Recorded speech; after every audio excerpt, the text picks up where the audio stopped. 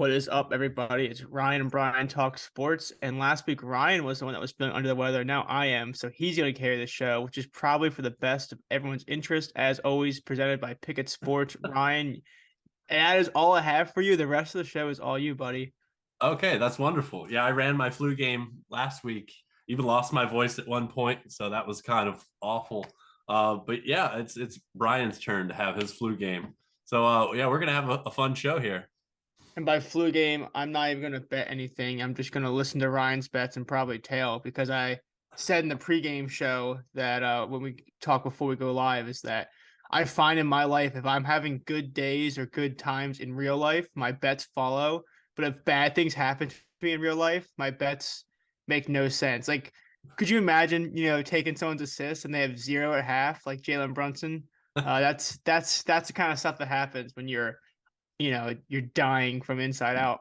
Yeah, yeah, you gotta love it, man. You gotta love it. I like that perspective. Like, hey, today's a really good day. Let's bet on the NBA, and hopefully it kind of keeps going. But then, like, hey, today sucked. I think the last thing I need to do is bet on NBA. That's honestly a pretty healthy way to go through life because I'm sitting here frustrated as we speak because Donovan Mitchell is just, well, at this point, it's already dead. But what the hell did Donovan do today? He made 3 field goals and then left.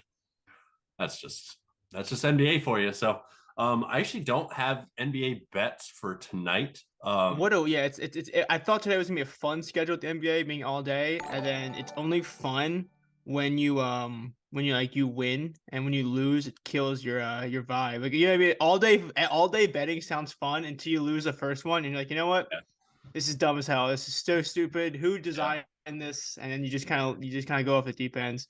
yeah. I But feel that. I definitely understand that. That hits me on a lot of Saturdays, like college football slates, and like to spend 12 to 3:30 watching children just fuck up everything that you want to go right. Can be really detrimental. And then 3:30 comes around, you're like, fuck, what do I got to bet on now? So yeah, I definitely understand it. It always you wake up and you're like ecstatic, like man, betting all damn day. This is going to be electric, and then you're like pissed yeah, immediately. the first bet is the crucial one. You gotta win the first one because then you Uh, can like roll it over. If you lose the first one, then you're just, what are you doing?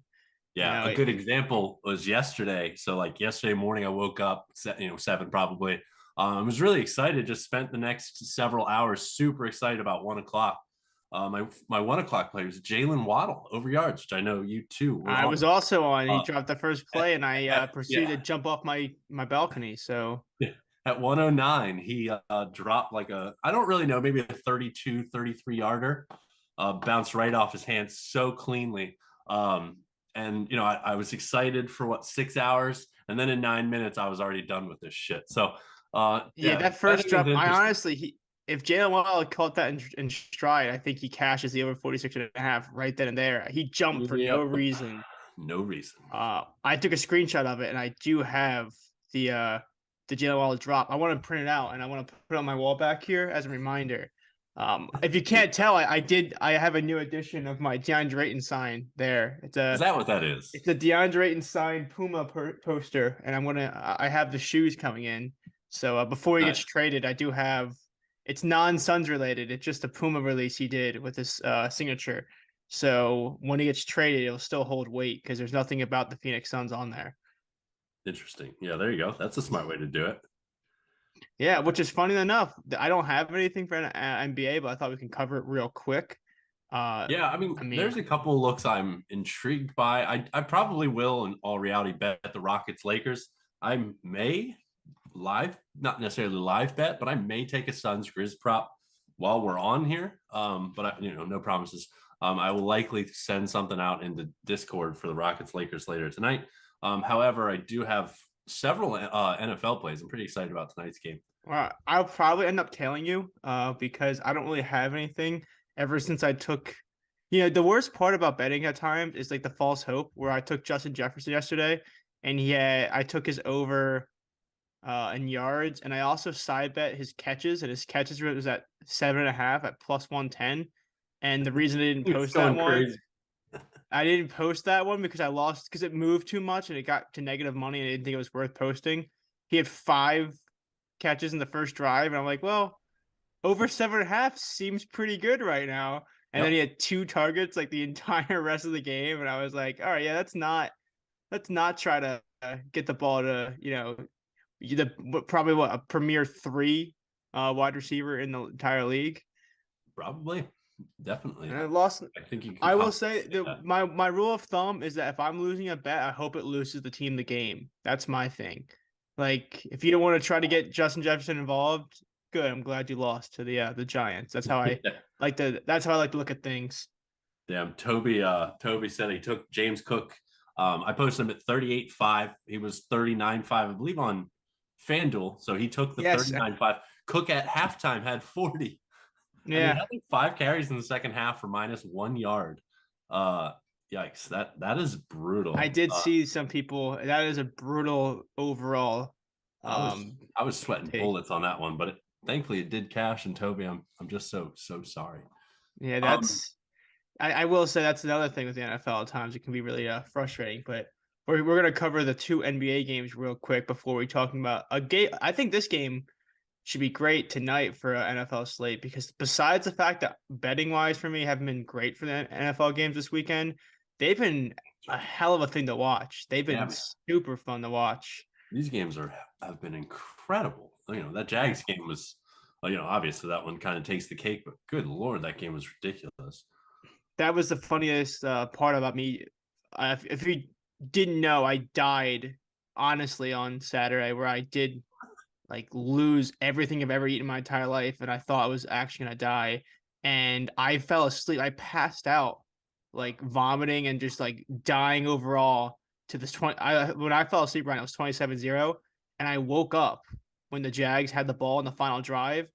And I did one of these like yo, whoa. And I was like, what like what I missed? Like, I woke up from from like that passing out feeling to a 2-point ball game where I was like, yeah, what the fuck is happening? I was losing my mind. I thought it was like a fever dream.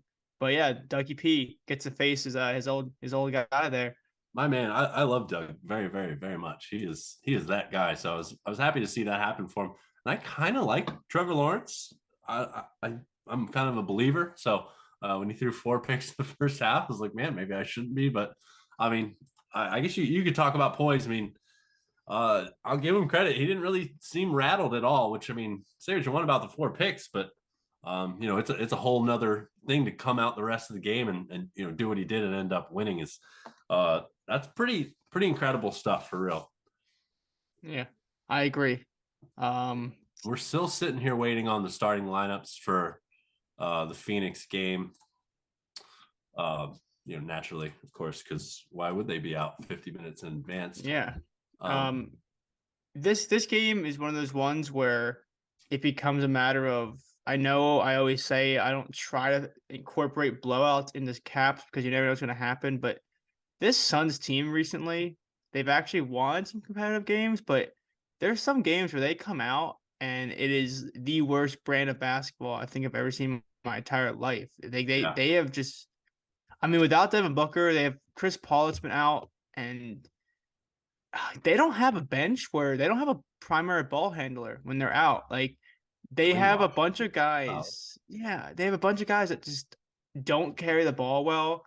And I don't know, if you don't have someone that commands the ball like that, you don't really have a good basketball team. And they've been bad. I want to stop you right there because you're dissing a Sixer legend, Landry Shamet, right now. Okay, yeah, Landry Shamet, starting point guard tonight, I'd imagine. The catch and shoot king, yes, Landry Shamet. I've never seen him take more than 3 dribbles on a possession there, Ryan. But that's okay. You have your moment. You can have your starting moment. Point guard, which is funny because Ayton, say what you want about Ayton and how much he sucks, but he's been passing pretty well recently. Yeah, I'm impressed. I wonder what his assist line is actually. But yeah, honestly, I think we're gonna see a DeAndre Ayton trade soon. Because I think it's at the point where he clearly does not want to be there anymore. That's what it looked like last game against Minnesota. He probably played the worst game I think I've seen him play in a while. And it almost looked like he was just fed up with the fact that he's still a Sun and not even a competitive version of the Suns. Yeah, it's pretty rough to watch. I don't really know anything about Booker as far as like an update, like when we can expect him back. off the top of my head. I have no clue. Um, I'm trying to look at his assist line is 2.5 at plus 118, which is oddly kind of intriguing. especially with Jaren Jackson matchup down there as well. Yeah, that's interesting. It's hard when the data. So ESPN.com. I'm trying to look at his potential assists because I think he has 6 and 4 in the last 2 games. So I want to go peek at his potential assists, but on NBA.com they say he had 1 potential assist last game. However, That he had 4 assists, so I don't really know what to that make of math that. that math checks out. They do that sometimes. They sometimes mess things up, which is kind of frustrating. I actually Yeah, did give his assist a look because when I was running numbers, I try not to have bias. I haven't bet on John Jayton in a while for reasons that are very factual. Because even if there's some games where he shoots like 70%, but it doesn't really matter because they're down 48 by halftime. So it gets to be a little bit of a gray area. But his point/assist was at 18 and a half or 19 and a half. And I did give that a look, but man, it is a scary scene to trust this Phoenix team to keep games close to get the minutes you need for certain props. and if there's any team that can just absolutely dismantle a team, it's the Grizzlies are unreal. Yeah, Uh, the Grizzlies when they get hot that, can really just go. yeah, the odds are absolute shit, but Grizzlies 31 plus win margin is fairly tempting in this one at home against the Landry Shamet led Suns. Oh man, and it looks like Grizz are a full send too. They have Morant, Bain, Brooks, Jackson, Adams in their starting lineup. I think Clark is back. This one could get ugly. However, every time I anticipate a game getting ugly, that doesn't It necessarily never happen. happens that way. Yeah, Yeah, that's why I think that's you how it said. always works. I think you said a few moments ago. You don't really try to anticipate a blowout while you're capping a game because a -1 spread can be a blowout at any time. So like, I don't really sweat the projected spread too much or like let it deter me from taking a player prop in most instances.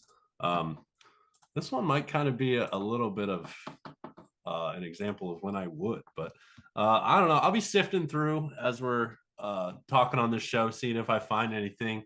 As far as the late game, any Rockets game is pretty exciting. Especially the Lakers Rockets because it turns into a track meet very fast. Yeah, I think this game has a lot of potential. I think it should be quite fun. Let's peek at the injuries on that one. I know. LeBron James is questionable, and I think half the Lakers roster is questionable as well. Yeah. So for the Rockets, Porter Jr. is out, which Alperen Sengun has been like an assist machine, and his assist line is 4.5. So definitely something to consider. Yeah, he Oh, led. 4.5 -130 is not bad juice. I thought I thought 4.5 would be a lot juicier than it is. I think it was -160 last game. It was shit. It was like -110 earlier today.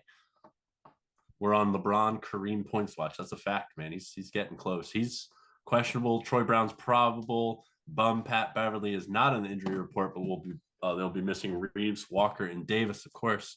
Yeah, I mean LeBron, good lord, he could pull a 45 here, and I really wouldn't be that uh, surprised by any means.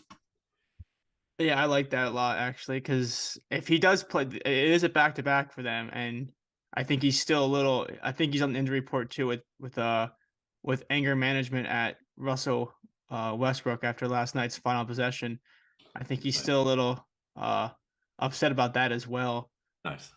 If he does, I mean, as a Sixers fan, it was a great possession. I thought it was fantastic of Westbrook to take control there. But yeah, Okay. with a back to back, it always gets weird with the Lakers because I mean, as great as LeBron James is, and as all you see is how good he's been at the age of 38. But end of the day, he's still 38. So you gotta wonder how they rest him in certain instances with his overall, just wear and tear on the season. And even though they're not necessarily like a lock-in playoff team, but if they get to that point, they'd rather have him, healthier rather than not.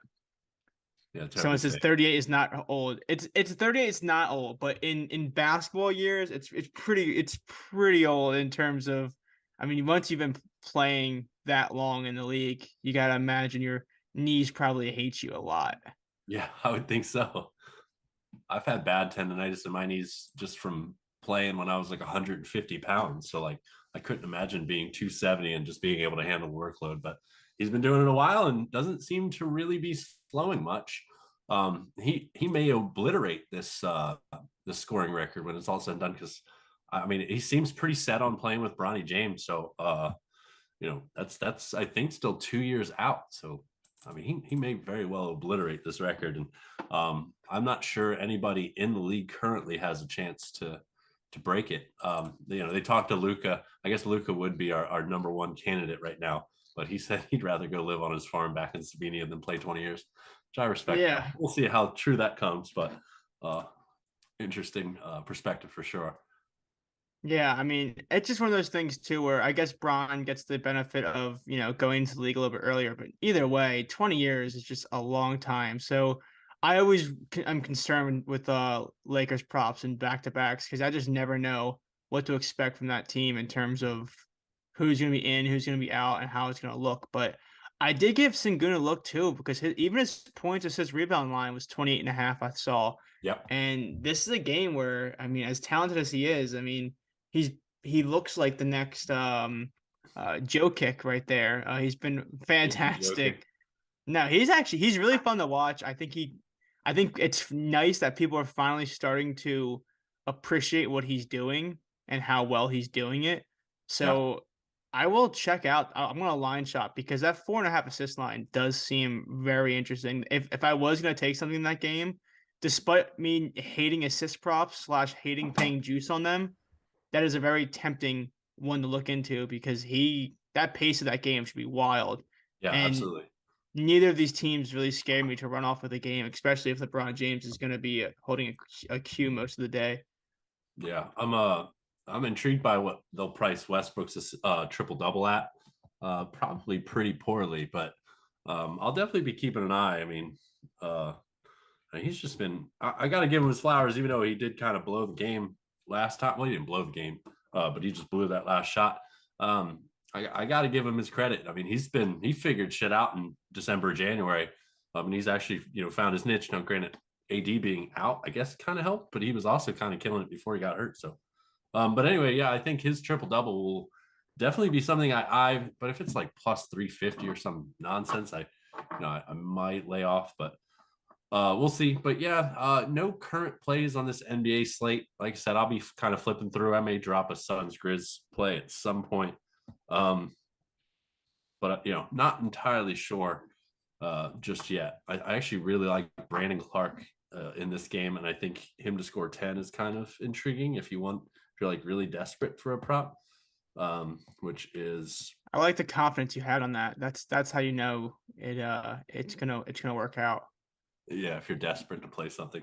Well, I'll just Brandon Clark to score 10 points is plus 120, and that definitely is catching my eye. I think win margin on like a tiny sprinkle would be kind of worthy, and then Brandon Clark for 10 points would, off the top of my head, be my two favorite plays. No, someone just in the chat says Draymond Green has 18 points, so I'm going to fact check that because I don't think he scored 18 points in a span of 18 games, let alone in a single game. Yeah, Draymond Green, he does. He has 17, 8, 5, but he's on the line. So wow, good for him. good for him. Yeah, that's wonderful. So Steph Curry dropped 40, well 39, but it's gonna be 40 if you assume that he's gonna score in the next 2 minutes. But yeah, that seems like a fun game to watch. Jordan Poole, 29. So this is a fun day, and I do think that even if you're not doing well in your bets, or even if you're not betting at all, I do think it's nice to sometimes take advantage or to appreciate the game, even if it's like, I watched the Justin Jefferson prop flop yesterday, but the game itself was wonderful to watch. So it's one of those things where I think you have to just, figure out and just appreciate sometimes that, you know, sports are still fun outside of everything else we do in the space. Yeah, I think Props.cash had a tweet the other day that they said, "Don't let sports betting ruin your vision on like how good sports are, how beautiful they are." And it's a good perspective because, I mean, shit, it's kind of funny to imagine like when I was a kid, it wouldn't matter the game. Like I would wake up at 7 a.m., like go to school, like ecstatic about whatever game. and I had no like fantasy, no betting or anything. Yeah, shut up, Toby. He's telling me to stop knocking shit over. I keep fiddling with stuff. Um, Yeah, it's okay. We all noticed it, but we just want to make sure that you're okay. yeah, I'm good. Yeah, I'm good. I appreciate it. And I don't even know what the hell I was saying. So we can move on to NFL if you want. I think this game will be pretty fun. I think this game would be really fun, and this is one of those games where I don't even know if I want to bet it because I don't Yeah, even know what the hell I want to happen in this game, especially as an Eagles fan. I don't know true. what's better, what's worse, just overall. But yeah, this should be a fun game to watch. Rooting interest aside, I think it'll be an interesting game to see how it breaks down. Yeah, for sure. I'm excited. I mean, we don't really get many playoff games that are like you're 70 degrees or whatever it is in Tampa right now. So I actually don't know too much about rain. I don't believe there's any rain in the forecast. I think we just have a pretty nice night. So pretty damn excited about this one. I kind of loaded up on plays. I'm risking 2.5 units total across, I guess, 4 plays, we can call it. Which I could kind of break those down unless you have some input slash you don't have a play. I do not have a play. I was just gonna find whatever I like from you, and then I was gonna mush it real quick. There you That's what I go. was I hoping to appreciate that. do. Yeah. Yeah, that's awesome. I'll go ahead and rip off the first one then. I really like Dalton Schultz over 39.5 receiving yards. That is minus 110 on FanDuel. Last I checked, I'm actually going to double check while I'm talking about it. It still is indeed. I think it's minus 115 on DraftKings. So no problem taking it there. In the first game of the season, these teams met. Dalton opened up his season with a 9 targets, 7 catches, 62 yards versus this Bucks team. So from that point on, he dealt with some injuries and a little bit of inconsistency, but he finished the year pretty strong, especially target wise. He had 10 targets and 9 targets in the last 2 games. And I think this matchup kind of works out well in his favor because the Bucks have a pretty solid duo of cornerbacks. So, like, of course, they'll be pretty damn focused on CeeDee Lamb as they should be. And none of the other receivers necessarily are that frightening. I mean, Gallup's okay.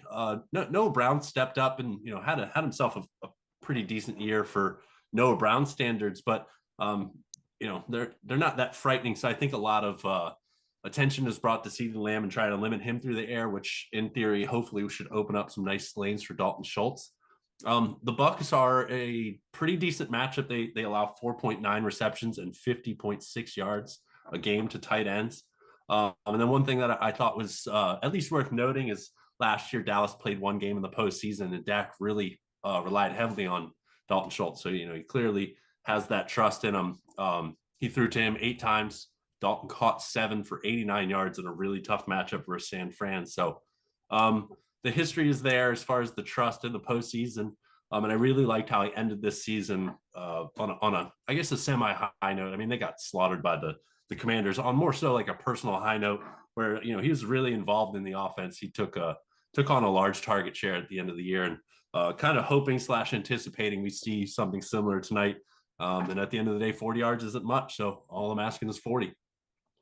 Yeah, I mean, that's one of those games where, I mean, I saw some love for Ezekiel Elliott's over in carries, which is at 12.5. But overall, these are two teams where you have to remember they like to throw a lot. That's the thing with this game is that I think there can be a lot. Like if they go 3 and out, I think you're talking games where a 3 and out won't take, say, 2 minutes, or short drives won't take 2, 3 minutes. If they go 3 and out, you might see a lot of 30-second, 1 minute drives where you just get a lot of plays. I wouldn't be surprised if these teams see 70 plays each with how much they just like prefer to do what they do in terms of especially the Bucks in terms of throwing the ball six times a game. So the more plays, the more volume, and he's the guy that does, become a safety net for that offense overall. So I Yeah. do like that. Yeah, I was pretty excited. I was anticipating them pricing it a little higher. I believe I missed the mark on I believe they hung a 37.5 at one point. I did miss that, which kind of sucks. But 39.5, I'm still, that's my 1 unit play. That's my only 1 unit play for this game. Now my next play, I guess, is a 1 unit play, but it's split in 2 different ways. I actually love, as much as I'm an Eagles fan, I fucking love Tony Pollard. I think Tony Pollard is absolute monster. And I think I think he has himself a night personally. When we look at weeks 11 through 16, so in week 11, I'm cheating a little bit here with this stat. Zeke played 29% of the snaps. That was his first game back from injury, but including that game from weeks 11 to week 16, Pollard out snapped him in 5 or 6 weeks. Granted, he gets a lot of the passing plays, but his volume was pretty terrific in that time span. I believe he missed week 17. Then he came back in week 18. I don't really know what Dallas was doing in that game. He played 43% of the snaps. I don't really know what their motivation was in that game. It was kind of odd to watch, in fact. All in all, what I'm getting at is I like Tony Pollard over rushing yards. I went a half unit on that on FanDuel, which is 48 and a half at the time that I took it. And then also I took him for a touchdown. So, he hasn't scored in 3 straight weeks, but he has 12 touchdowns this season. He was still scoring when Zeke came back. Now, I wouldn't full unit a touchdown. Touchdown in general is just kind of a challenging prop to cap because so many different things can happen. And Zeke, Yeah, I was. Did you one. cash your Huntley touchdown yesterday? At the What's goal that? line. Did you cash your Tyler Huntley touchdown yesterday? On the fumble? No. Did anyone have that? Because if you did, I'm sorry, but yeah, no. That would be Touchdown props can be very wonky and high variance. yeah. But at plus 210, and I kind of went through this past week of touchdowns, and man, I'm kind of kicking myself because I stuck around with a lot of like plus 110s and plus 120s and stuff like that. But like the plus 200s and the plus 300s were cashing just as much, if not more, than guys that were minus odds to score and shit like that. So like I was kind of kicking myself on missing out on some of the touchdown value. I don't love betting touchdowns, but at the same time, like I'm cool risking a half unit, especially when you see odds like this for a guy that scored 12 times this season. The Bucks allow 0.7 rushing touchdowns a game, but I also think that it's very possible he can get in through the air too. So it was more so kind of like a value play that I really liked. I think they kind of unleashed Pollard in this one a little bit. I don't think he'll like dominate the snaps, but they have his carry line at 11 and a half. I think he beats that personally. And a lot of it has to do with what you were saying. I think there's some quick possessions in this game. I think both of these teams will end up running a pretty decent amount of plays. So if he gets 12 or more carries, I love him to get over rushing yards, which I went for half unit. And then to score a touchdown, I believe is plus 120 on DraftKings. And not that those differentials are like an automatic bet for me, but I just like his chances to score, especially at those kind of odds. So yeah, I broke up a 1 unit into halves and went his over yards and then touchdown all in all. I like that. It's actually funny. This might be the first time I do like a Brian Ryan Talk Sports like tailing type thing because I didn't have anything in this game and I was interested to see what you said. So I might hop on that bandwagon, especially because I'm looking at Pickett Sports app right now and it's juice, but minus 120 on PointsBet at 45.5 for Pollard rushing. And that sounds very interesting. I would actually almost pay the juice to get a line like that. Yeah, absolutely. Yeah, it was minus 110 on FanDuel when I took it 3 yards heavier. So somebody did say that his anytime touchdowns plus 185 now. I'd still a pretty solid half unit play for me. Again, touchdowns are touchdowns. They can be a little harder to predict, but value wise, it's a good one in my eyes. A little to go just a little further as far as his yard prop, he's hitting 9 of 16 games. The Bucks have kind of been a mixed bag as far as rushing defense. They've bottled some dudes up. But they've also gotten torched by others, and they've been pretty susceptible to giving up long runs. And if there's some long runs broke, I technically like Pollard's chances to break them over Zeke. Not that Zeke can't do that by any means. But one of my favorite, I guess it's pretty intuitive, but one of my favorite stats to look at is yards per carry allowed. I guess that, it kind of goes hand in hand when you're playing running back anything.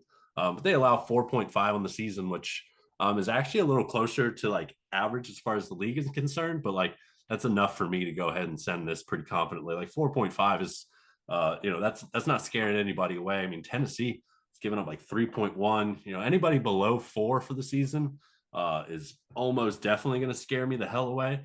Even 4.2, I'm a little weary, but at 4.5, I'm not too concerned. I'm going to pretty confidently play a guy's yards if I think the number's right. And I think this one is for Pollard. Yeah, no, I think that's a great look actually, and I was just about to say too, where you mentioned being an Eagles fan, but the love for Pollard. I actually one of the only reasons I like Jerry Jones is that his stubbornness to stick with the Zeke train, despite the fact that for the last few years it's clearly been a Pollard show and overall in terms of you know, just efficiency, everything about Tony Pollard has always been better, and he has these games where Zeke gets hurt or Zeke's out, and he'll put up these like what he put up that 200-yard, 2 touchdown game earlier this year, and they asked Jerry Jones in the press conference, how do you feel about you know that performance by Tony Pollard, and he somehow related it, saying that.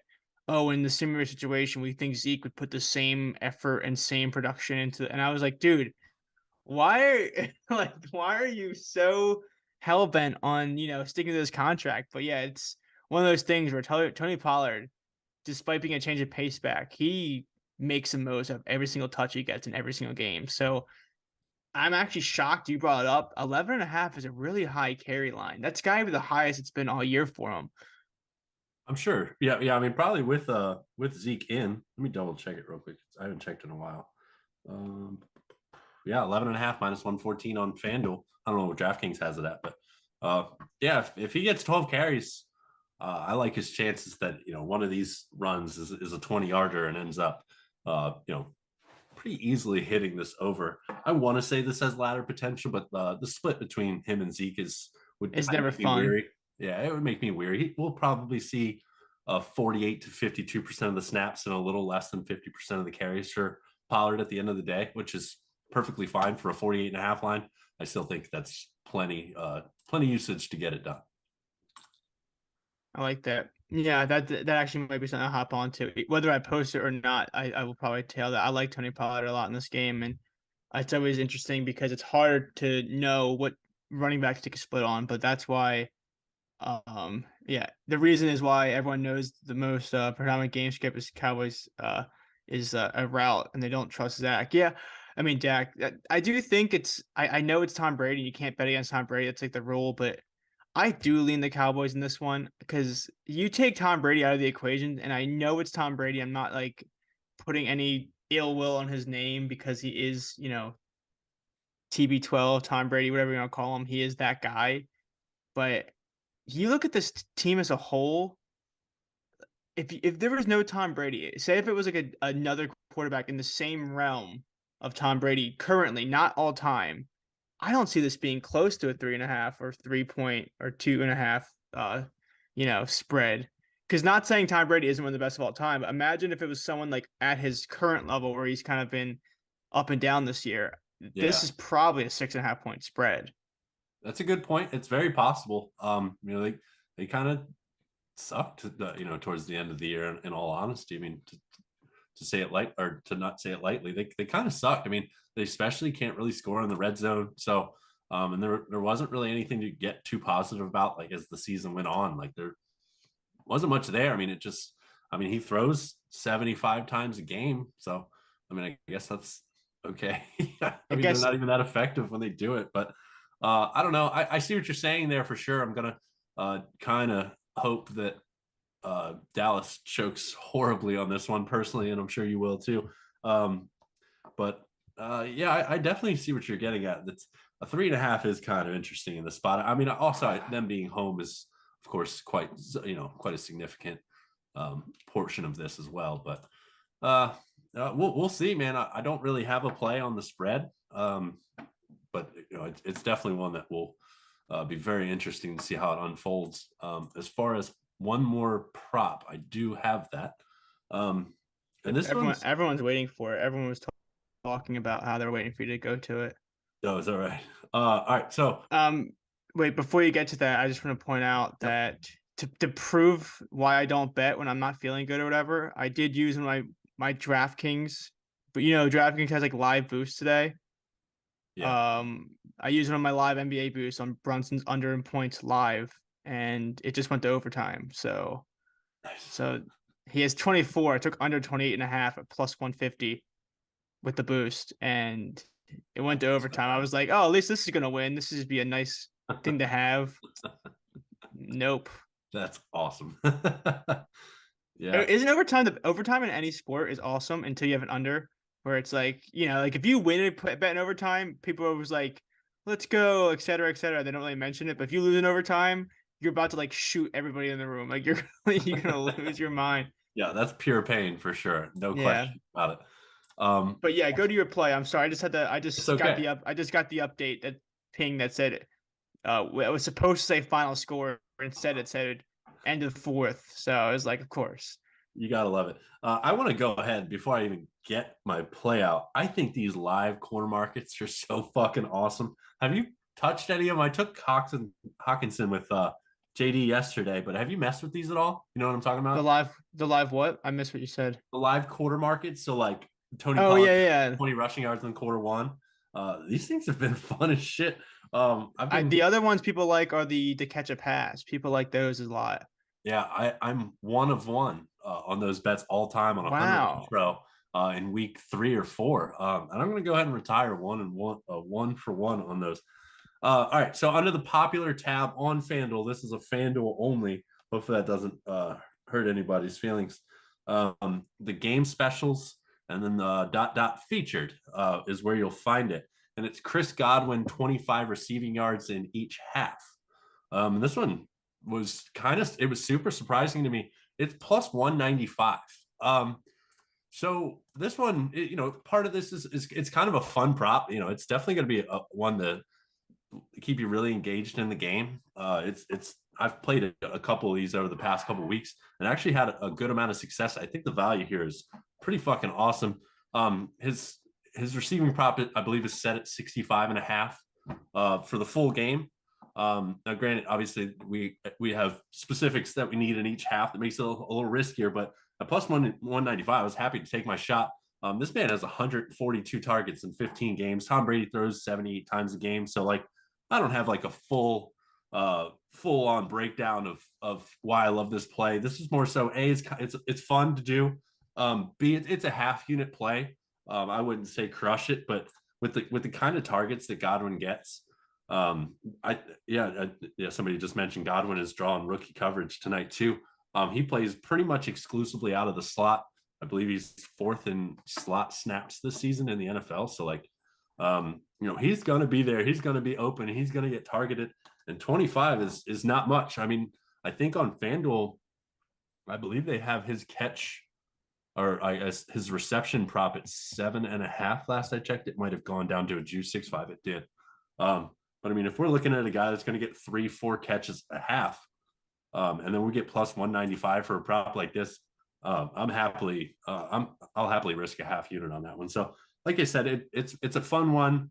I get a little looser in the playoffs. I mean, at the end of the day, these games are fun, and it's one time a year that we get the playoffs. So, let's have some fun. I think this is one that we could do so with. Yeah, I'm looking at that now. That looks like a good look. Because it's funny you said that. Because if anyone I was going to touch in this game, it was probably going to be stalking Chris Godwin because he, as you mentioned, they throw so many times, and as it's almost like I'm trying to think of. It kind of reminds me of like, you know, certain guys in certain offenses aren't the big hitters. Like, kind of like last year when Adam Thielen was relevant, he was kind of less relevant this year. But as Yeah. much as you can talk about, the Justin Jefferson or, the Mike Evans of this team, there's always those guys that are just going to eat up targets and they're going to quietly, just put up production. And that's kind of Chris Godwin. I feel like he definitely gets the shaft in terms of media coverage of that team because everyone loves Mike Evans scoring 3 times in a certain game or this or that. But I mean, he's been one of those guys where Tom Brady trusts him. He has sure hands, and he's gonna see 8+ targets a game most likely in these playoffs. Yep. Yep. If you tell me that he's going to get 4 targets per half, I'll happily take him to get over 24 and a half yards in theory. I like this play, man. I think it would be a really fun one to watch too. I actually discovered this back in like week 11 or 12. I never really peeked, I guess, too deeply into specials, or maybe they were fairly new. And at one point they had Keenan Allen for the same exact. It was 25 in each half at like plus 250. And it was the easiest cash in my life. And I was like, man, I'm going to look at these every single week. But I found that you don't really get 25 lines very often. A lot of the time it's 40 or 50 with like way higher odds. Yeah. And I kind of stay away from there, but at plus 190, man, I've said it a million times now, but I really like this one. Yeah, no, I do like that. And people in the chat are also agreeing in terms of, just Godwin overall. Cause like I said, I feel like he's one of those guys where he's not as popular to flock to or to be a fan of or to bet on, but he just sees so much volume in that offense. And that offense, I mean, they like to throw the ball a lot. I mean, unless they decide this is the game, they're gonna try to take advantage of a bad matchup. Maybe it happens, but it's not happened so far this year where they have decided that they're gonna just play nose to the ground, run the football. They've done a Yeah. lot less of that more and more. So I think that's another reason why you see some of these lines being higher in terms of volume props, where you see Tony Pollard's volume prop being higher or Ezekiel Elliott's being a little lower than usual, actually. But overall, I think the volume props are up there because, as we mentioned before, you might see a lot of fast pace, incomplete passes, or, if the Bucks do stall on offense, it's going to be all incomplete passes. So you might have these big hitters or nothing. So this should be an interesting game for props where I think MGM has like a free bet for this game or something like that. So I'm probably gonna do some kind of same game parlay with a lot of volume involved in it. So I might Yeah. take Godwin's catches, Pollard's carries, and go from there. Yeah. Trying to catch up on the chat. Also seen twice for sorry, it was a Portman play that cashed. Yeah, that's cool. Where are we? Okay, so we covered NFL, we covered NBA sort of. I actually kind of tuned out on the NBA game. I'll go ahead and just not force anything. I don't want to do that live and send out a shitty ass play. I'm also sweating Bam, Adebayo, and Colin Sexton points as we speak. Sweating bullets over What's here. what's So what's what's Bam at right now? I need three more from Bam, and it's a minute and a half. And Murray just hit a three for the Hawks. That's probably bad news. Bears on my end. And then I actually laddered Sexton. I have him for over 13 and a half. He has 13. And then I played him for 20 as well. So fingers crossed he should get a pretty good run the rest of the way. I will not add an NBA play for the 6 o'clock game. I probably will for the night game. But those are my plays for the NFL tonight. Do I like the Devils to come back versus the Sharks in the third? Yeah, kind of. Let me peek into this. Honestly, one of these shows we should just not even bet and we should just be a chat room of just people asking random shit as things go on live. Like a day like this where there's a lot of lives going on. Someone asked about the two boosts tonight. I did see the FanDuel boost. As much as I like EV betting and this and that, I don't handle much of the boost. I let the smarter guys do that, but I did see both promo guys I follow take it as plus EV. The FanDuel boost is Tom Brady 200 yards, Godwin 40, CeeDee Lamb 40. If you do have the the FanDuel, what's it called? What do they call it? FanDuel Wizard. That you think there's like something deeper in that. I guess maybe do you think that CeeDee Lamb gets shot in the leg in the first quarter or something? Like I don't like because if you assume that the Bucks might struggle and I lean the Cowboys like I do, I do like that. It's plus 100. I feel like asking for 40 from those two guys That is not no problem.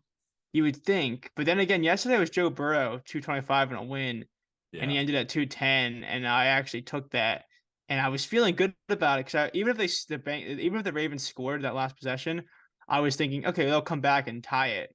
But that fumble recovery destroyed any chance of Joe Burrow throwing the ball the rest of the game. That game, Very much so. that was a swift end to that hope.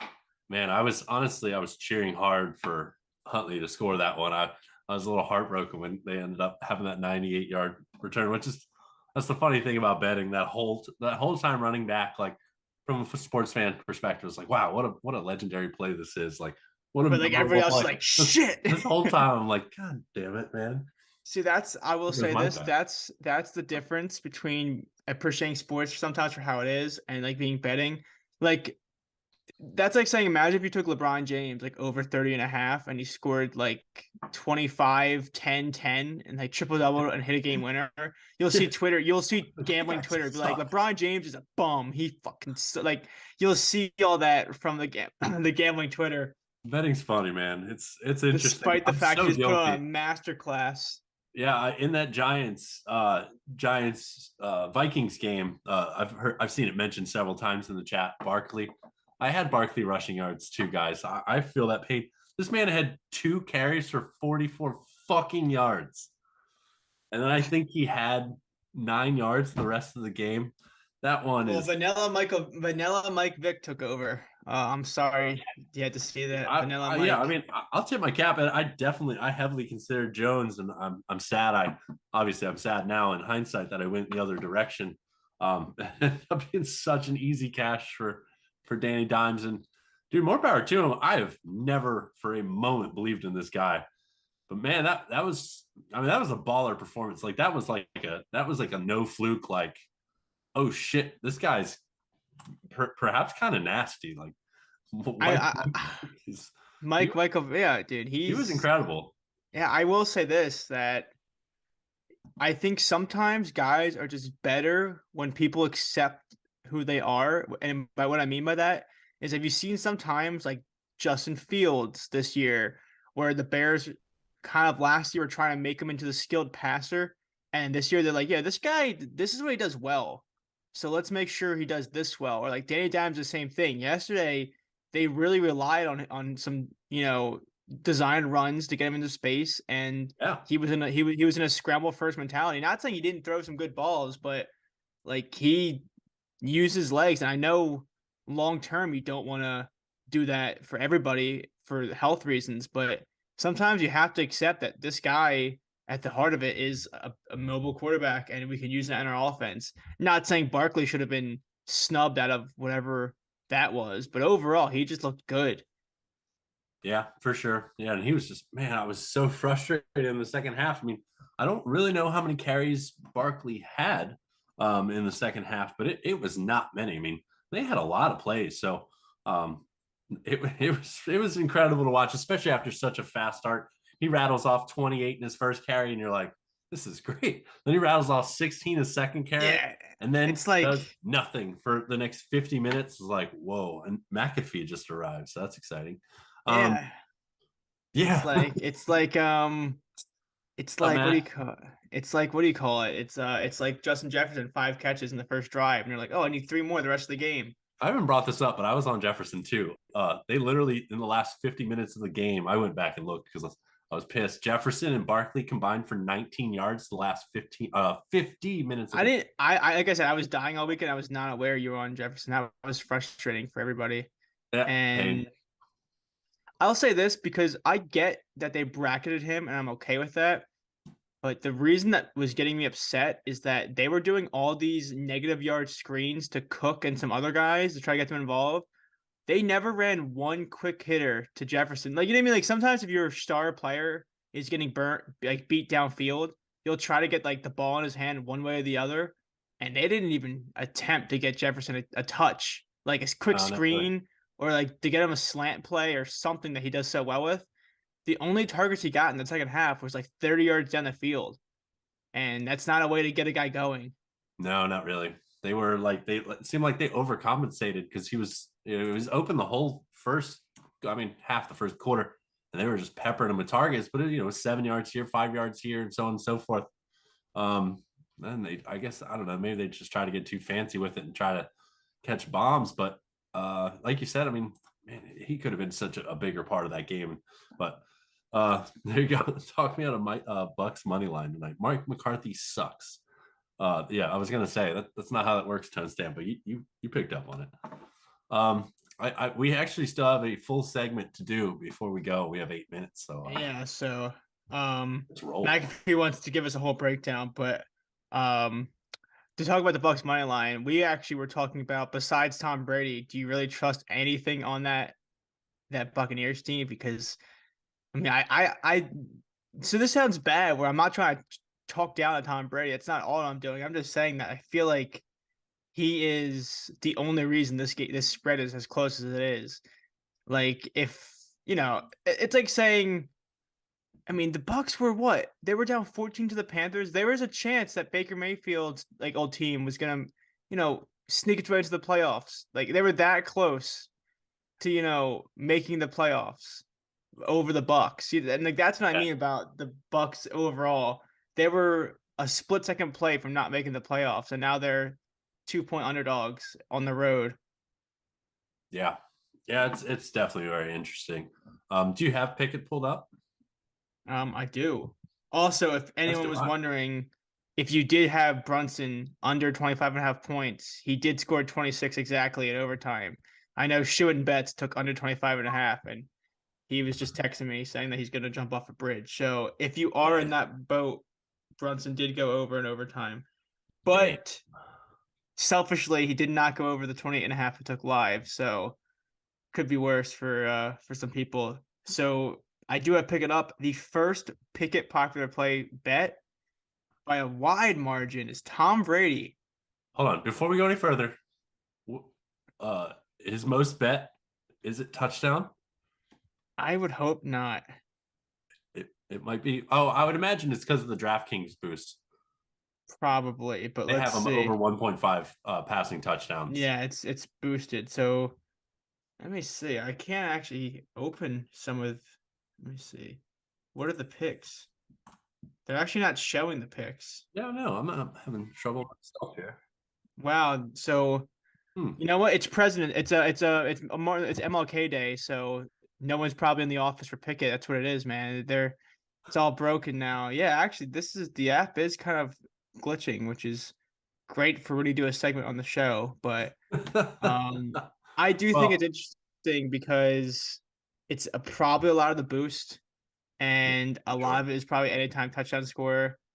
And Mouse away.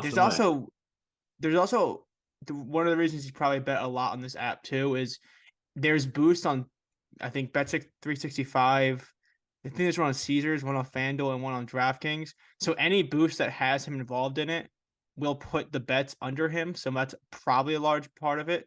Yeah, yeah. Um, and overall, if you're taking, Tom Brady 2+ touchdown scorer on the ground, that's going to be involved as well. So he's the most bet player. The second most bet player is Ezekiel Elliott, who is a guy that me and Ryan are actually not as high on today. Where I know Ryan is on Tony Pollard, which is something I'll probably tail. So if you do, whether or not you lean either side, I do think this is a game where there's gonna be enough plays for Tony Pollard to get his because even if they are in a neutral game script where you know I don't think they're going to be blown out at the very least, I should say. But even if they are, Tony Pollard would be the guy that flexes into that role. So I think this is a great game where Tony Pollard could have a big game. If you're betting Ezekiel Elliott, honestly, the one thing I'm hope you're betting is touchdown score because he can hawk those touchdowns. But other Absolutely. than that, I'm not as high on him. If you want to go into that a little bit more, Ryan. Yeah, I don't know. This one, the Bucks, I mentioned a little earlier, they could definitely bottle up some running backs. It kind of feels like you need like the explosive running backs seem like they're the ones that have had more success rather than like the grind out 4 to 5 yards per carry kind of guys. So in that sense, I just I like Tony Pollard's style more than Zeke in this one specifically. Now, I personally bet Pollard to score a touchdown, mostly due to value on FanDuel, but I also very much love Zeke to score a touchdown. So I have just because I bet Pollard to score, I don't really have any hesitations on Zeke to score. However, yards, I do pretty strongly lean Pollard, especially since you can get him for less yards than Zeke on FanDuel. But I think DraftKings has him flip flopped where Pollard's line is a little higher, which is interesting. So DraftKings is pretty high on Pollard. They have his touchdown plus 120 and his yards a couple yards higher. So that's kind of interesting. But hopefully DraftKings is right and he has a hell of a day. Yeah, but there's a lot of value in Pollard, which is interesting because usually Pollard's carries line ranges from 7 to 9.5. I always see, but his yards are in the 40s. This time it's in the 40s, but his carries line is way up there. So Yeah. that's an interesting one. I almost wouldn't be surprised if he goes 10 carries for 50+ yards, where he actually kind of middles both of those. But with how we talked about the plays that are going to be running this, it's very talk to us about how both FanDuel NBA booster cashing today.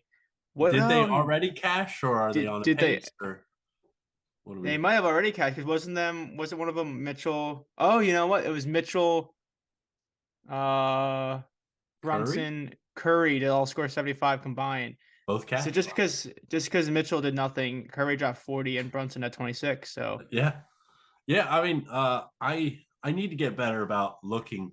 I sometimes, to be honest, I don't even look at the boosts sometimes because they're just so frustrating. I'm not much of a tinfoil hat guy. Don't get me wrong, but at the same time, I don't enjoy taking boosts. I guess is the best way to describe my the way I feel about it. But that is good. I'm glad they both cashed because I know they're really popular to take. And at the end of the day, mathematically, taking these boosts is very often a good idea. Not every single one, but having a guy or being a guy that can break down which boosts are more valuable than others is a very important thing.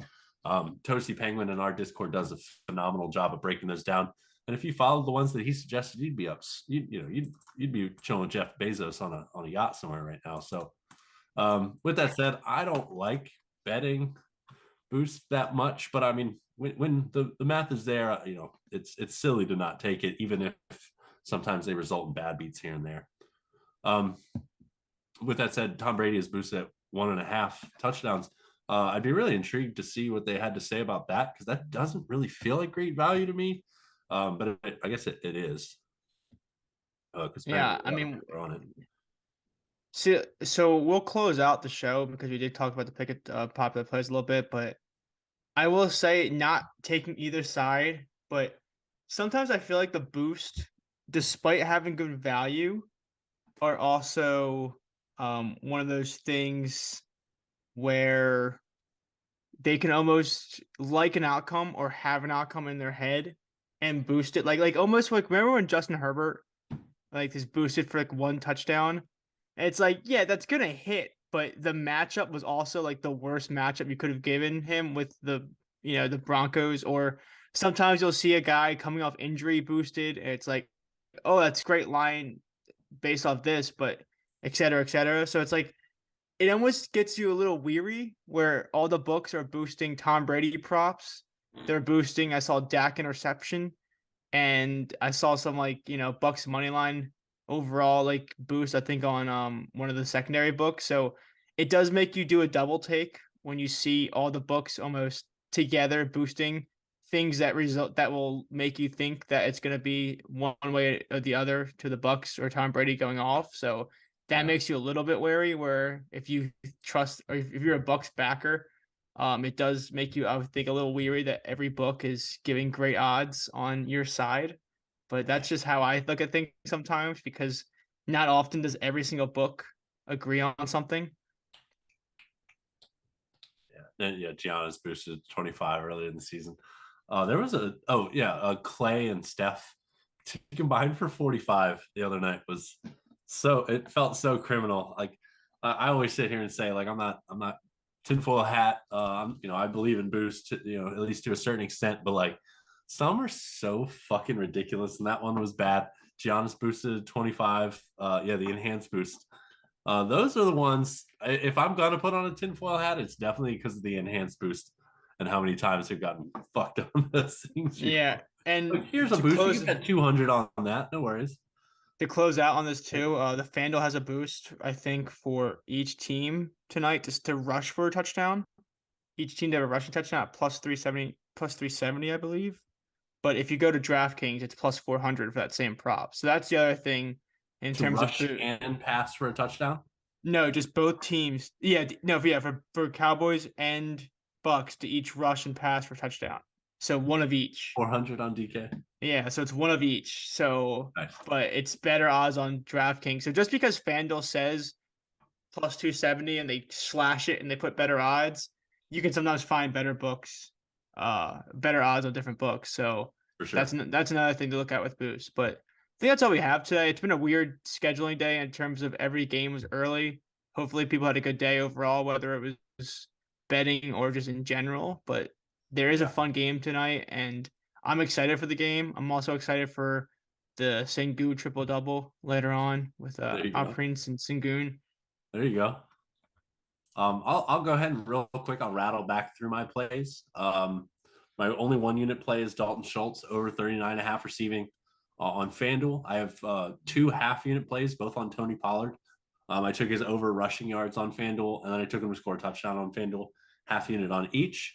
And then I took Chris Godwin, 25 receiving yards in each half at plus 195. That is also FanDuel. So FanDuel for me all the way tonight. And I suppose that'll conclude us. Another episode of Ryan and Brian Talk Sports brought to you by Pickett Sports. As always, we appreciate all the engagement. Everybody tuning in. Let's have a fucking night. It should be good. Hell yeah. All right. Thanks, guys.